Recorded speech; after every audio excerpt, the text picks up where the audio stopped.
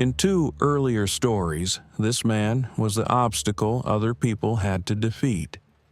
He was the reason Henry Comstock's neighbors couldn't get a fair loan. He was the wall John Mackay had to find a way around before he ever touched the big bonanza. This is the same man, told from the other side of that wall. By the time his own partner's bank collapsed in a single catastrophic day, William Sharon wasn't ruined by it. He came out the other end owning most of what his partner had lost, including the man's own hotel. Some of the people who knew them both never quite believed that was an accident. Records show William Tang Sharon was born on January 9, 1821 in Smithfield, Ohio, the son of William Sharon and Susan Kirk. He trained as a lawyer, practicing first in St. Louis and then in Carrollton, Illinois, before the 1849 gold rush pulled him west like it pulled almost everyone else of his generation. He didn't mind. He went into business and real estate in Sacramento instead, betting that the men chasing gold would need somewhere to live and something to buy far more reliably than they'd need a lucky claim. A quieter, more calculated version of the same instinct that would define everything he did afterward. A flood destroyed that business in January of 1850, washing away the tent structures he'd built his early trade around. Sharon started over in San Francisco, dealing real estate, and by 1856 had built himself back up to roughly $150,000. Real money and real proof that he could recover from a setback. Then he did something that undid all of it. He gambled the fortune on high-risk stock speculation and lost nearly everything. By 1858, when he first met a rising young banker named William Ralston, Sharon was effectively bankrupt for a second time. That should have been the end of the story. It wasn't. In 1864, Ralston and a Sacramento financier named Darius Ogden Mills founded the Bank of California with $2 million in gold. Ralston needed someone to run the bank's interests out in Virginia City, on the Comstock. Someone who understood real estate, understood risk, and wouldn't flinch at making hard decisions far from San Francisco's oversight. On paper, there was no reason to pick a man who'd already gone bankrupt twice. Ralston picked him anyway. It was a strange kind of rescue. He wasn't hiring a proven success. He was betting that a man who had already lost everything, twice, had learned something about risk that a man who'd never failed simply couldn't know, and that a man with nothing left to lose might be exactly what a mining district full of desperate borrowers required. Sharon stepped into Virginia City at almost exactly the moment many observers believed the Comstock's easy years were already behind it. A mining slump settling over the district, banks back in San Francisco reluctant to lend into ground that looked from a distance like it might already be finished. Sharon made a different bet. He reportedly offered loans at rates well below what mine owners could get anywhere else, and struggling operators, desperate and with nowhere better to turn, came to him gratefully, signing terms they had little leverage to negotiate. He never tried to own the mountain all at once. He simply bought one piece no one else thought mattered, then another, then another. Here's the part the loan offer didn't advertise. When a mine owner defaulted, and on the Comstock's unpredictable ore, many eventually did, the Bank of California didn't simply write off the loss. It foreclosed and took the mine itself. Picture what that actually meant for the man on the other side of the deal. Say you owned a promise and claim on the mountain, and the only bank willing to lend against it was Sharon's. You borrowed. The ore came up, but raw rock isn't money. It has to be crushed and processed first, and the nearest working mill belonged to Sharon. Keeping your shafts from flooding required pumps and water, and the water company belonged to Sharon. The timber holding your tunnels up from collapsing arrived on a railroad that Sharon had built and owned outright, even if your mine succeeded, even if you never missed a single loan payment. Every single stage between rock in the ground and money in your pocket still had to pass through a business connected to the same man. By the time competitors fully understood what was happening, there was no way around him left to find. One morning, they simply woke up inside a system with only one owner. It's worth being precise about what this actually was. It wasn't simply banking. It was a system engineered so that success and failure both eventually routed the same money back to the same small circle of men. A circle contemporaries came to call the bank ring. Virginia City itself, in these years, barely resembled an ordinary mining town. Wooden buildings climbed the mountainside in tangled rows above 1,000 feet of tunnels, smoke and dust hanging permanently over streets crowded with miners, speculators, and newspaper men chasing the latest rumor out of the shafts below. Fortunes changed hands on gossip, half confirmed by a foreman's offhand comment.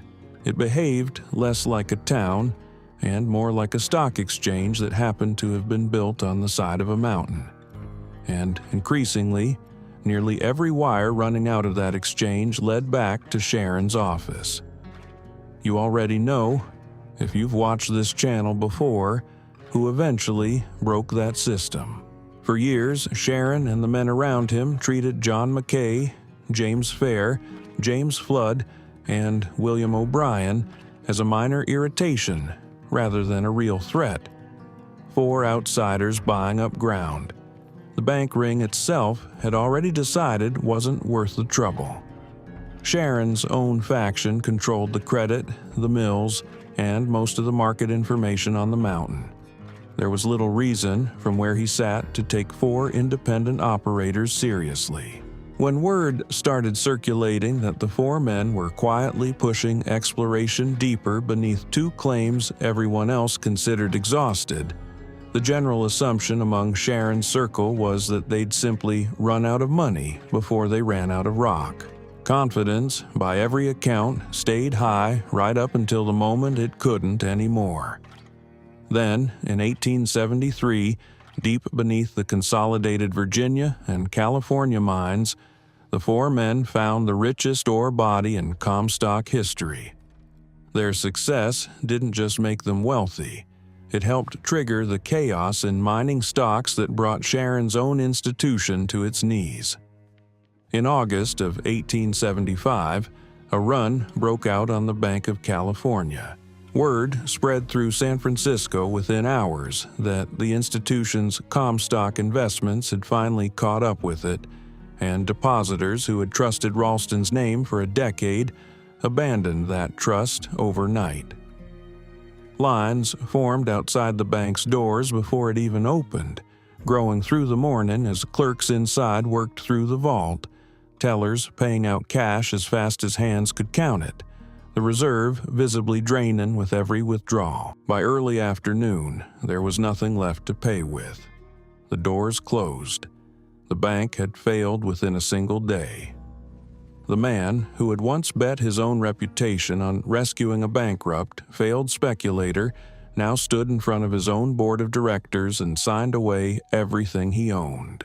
William Ralston, who'd handed Sharon the Virginia City Post when no one else would have trusted him with it, who'd spent 11 years building the very empire now collapsing around him, resigned in disgrace before men he'd counted as friends and partners for a decade.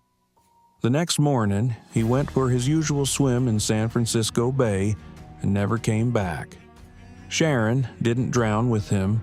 Within months, he had reorganized the bank and walked away holding a significant share of what had been Ralston's personal empire, including the Palace Hotel, the lavish showpiece Ralston had built as the grandest hotel on the Pacific coast, and Ralston's own country estate in Belmont. Sharon's own wife, Maria, had died that same year of stomach cancer, in the same stretch of months that took his partner's fortune and his partner's life. Some of the men who'd watched the two of them work together for over a decade never fully believed Sharon's hands were clean and how conveniently all of it landed in his lap. Nothing was ever proven. No formal accusation was ever filed. The suspicion simply outlived the proof, passed quietly between men who'd known them both and never quite said it in public. By 1875, Sharon had also become a United States Senator from Nevada, a state whose population, even at its mining peak, remained small enough that the legislature electing him answered as much to the bank ring's influence as to any groundswell of public support. It was, functionally, one more asset acquired rather than a calling pursued. Congressional records show he missed roughly 90% of the votes during his 6 years in office, spending nearly all of his time in San Francisco instead, where the bank, the hotel, and his growing real estate empire actually required his attention. When constituents asked why their senator was never in Nevada, Sharon's answer was that managing Nevada's financial interests simply required him to be somewhere else. It wasn't entirely a lie. It also wasn't the whole truth. A Senate seat, to a man like Sharon, functioned less like public service and more like another piece of infrastructure, useful for the influence it carried, not something that required him to actually show up and use it the way the office was designed for. He might have finished his life there, wealthy, half-retired, remembered mainly as a shrewd and ruthless banker. For 20 years, Sharon had negotiated with mine owners, railroad men, politicians, and bankers, and in every single case, eventually, he had found the lever that made them bend. None of them would turn out to be the most dangerous person he ever faced.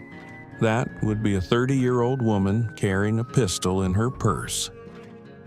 In the fall of 1880, at 59 years old and newly widowed, Sharon met a San Francisco woman named Sarah Althea Hill.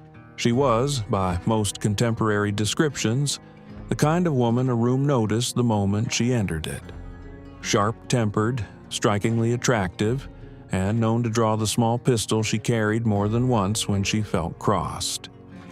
Sharon, who had spent 2 decades learning exactly how to close a deal from a position of strength, courted her slowly at first, the way he might have courted a mine owner he intended to eventually own outright. He began paying her $500 a month, worth something in the neighborhood of $17,000 today, and installed her in a room at the Grand Hotel, connected to his own suite at the Palace next door. For a while, it looked like every other arrangement he'd ever made. It wasn't. After a little over a year, Sharon decided he was finished with the arrangement, the same way he'd finished with 100 contracts before it. Hill wouldn't agree to end it. When persuasion didn't work, Sharon fell back on the only method he'd ever really needed. He simply removed the conditions that let her stay. He had the carpets torn up in her room, the door hinges taken off their frames, and handed her $7,500 on her way out. The closing payment on what he still seemed to consider, right up to that moment, an ordinary transaction he was fully entitled to end. It wasn't ordinary, and it wasn't over. In September of 1883, Sharon was arrested on a charge of adultery, filed on Hill's behalf, as he was boarding a train east. Newspapers across the country ran the story within days. One paper called him the amorous statesman. The charge itself named 9 different women Sharon had allegedly kept relationships with over the preceding 3 years. Only one of them, Hill, was pressing the case. Here's where the story turns from scandal into something stranger. The adultery charge was dismissed on a legal technicality. Hill's response was to sue for divorce instead, which meant she first had to convince a court that she and Sharon had secretly been married in the first place. Her evidence was a single handwritten document, a private marriage contract she claimed Sharon had signed with her back in August of 1880, at his own insistence, because he hadn't wanted a public marriage to hurt his re-election campaign. Sharon called it a forgery. The judge didn't. San Francisco newspapers covered every session of the trial as though it were theater, printing headlines about Althea's agony and Althea's agitation, relishing every objection and outburst from either side of the courtroom. A California judge sided with Hill. He declared her Sharon's legal wife and awarded her alimony, along with a claim to half of everything Sharon had earned since the date on that disputed piece of paper. A ruling that, if it stood, would have handed Hill a share of one of the largest fortunes on the Pacific Coast. Sharon fought the ruling in federal court instead, where the case dragged on, spawning appeals, countersuits, and eventually multiple trips through the United States Supreme Court. Hill's own lawyer in the case, a former Chief Justice of California named David Terry, became so personally invested in her cause that he married her himself in January of 1886, just 2 months after Sharon's death. William Sharon never lived to see any of it resolved. He died in San Francisco on November 13, 1885, at 64 years old, in the middle of a legal battle that would outlive him by 4 more years and eventually cost a man his life. He was buried at Laurel Hill Cemetery in San Francisco, the same city where 3.5 decades earlier, a bankrupt, failed speculator had been handed one more chance by a man he may or may not have helped ruin. The case itself didn't die with him. In July of 1889, the California Supreme Court finally ruled that Sharon and Hill's alleged marriage had never been legally valid in the first place, since it had been kept secret in violation of state law. Terry, furious on his wife's behalf, erupted during a related courtroom hearing. The federal judge overseeing the matter, Supreme Court Justice Stephen Field, had both Terry and Sarah jailed for contempt. Terry vowed revenge. The following August, Terry crossed paths with Field by chance at a train station restaurant in Lathrop, California, and slapped him across the face in front of witnesses. A federal deputy assigned to protect Field, fearing Terry was reaching for the large knife he was known to carry, shot Terry dead on the spot. Sarah, by every account, was never the same afterward.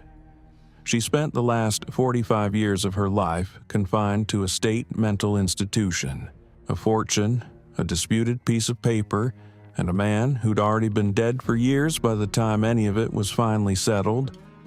It ended 4 years after Sharon himself, with a body on a train station floor and a Supreme Court ruling on how far a federal bodyguard could go to stop it happening again. For years, William Sharon believed almost every problem had a price. Mines, mills, water, railroads, a newspaper's silence, a Senate seat he barely bothered to occupy, even, for a while, a 30-year-old woman with a pistol in her purse. He learned how to own a mountain without digging a single tunnel himself, how to control a district without living in it, how to represent a state he rarely visited at all. Leverage, applied patiently enough, made nearly everyone eventually negotiate on his terms. It had one weakness. Leverage only works for as long as the other side accepts that the system is real. The moment someone refuses to, a partner's directors calling in a debt, 4 miners who wouldn't sell, a woman who wouldn't take a check and disappear, the whole arrangement collapses back into something far more basic. 2 people arguing over what's true with no mill or railroad or bank able to settle it for them. The only thing William Sharon never found a way to buy was the ending of his own story.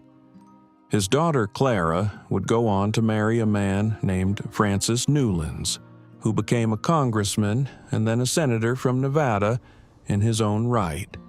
The Sharon name quietly continuing in the same political arena Sharon himself had barely bothered to show up for. The Palace Hotel had never been his dream. It was Ralston's, built as the grandest showpiece on the Pacific coast. It simply ended up in Sharon's hands anyway, like almost everything else that ever came near him, until the one thing that finally didn't. If you want the other side of stories you've already heard on this channel, subscribe. There's more than one way to tell most of them.